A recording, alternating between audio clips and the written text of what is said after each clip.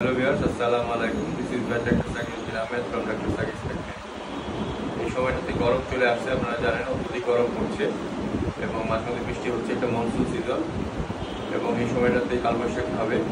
তো এই সময় অনেক সময় বাতাসে হিউমিডিটি বেড়ে যাবে। এই সময় পোষা প্রাণীর জন্য খুব কষ্টের সময়। এটা কুকুর, বিড়াল, পাখি, র্যাবিট, গিনিপিগ, হ্যামস্টার সবগুলোর জন্য এটা। এই সময়টাতে পানিটা বারবার চেঞ্জ করে দিবেন, ওদের খাওয়ার পানি, এবং ফ্যানের নিচে এবং এসির নিচে রাখবেন। আর হলো কি বলে, এখন ফুডটা একটু কমিয়ে দিবেন, অতিরিক্ত খাবার দিবেন না।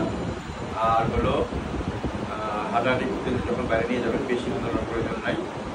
আর এই হলো বিষয়। আর গোসলটা রেগুলার, প্রতি সপ্তাহে একবার গোসল রেগুলার আপনার গোসল করবেন। গোসলের পর যেন মানে হেয়ার ড্রায়ারটা ঠিক মতো করে দেবেন, হেয়ার ড্রায়ার ফাইবারের মিটার দিয়ে আপনার গাটা শুকিয়ে দেবেন। আর ওদেরকে হিট স্ট্রেস এবং হিট স্ট্রোক হওয়ার পূর্ব লক্ষণ হলো কুকুর, বিড়াল পেন্টিং করবে, একবারে এরকম জিহ্বা বের করে শ্বাস প্রশ্বাস নেবে।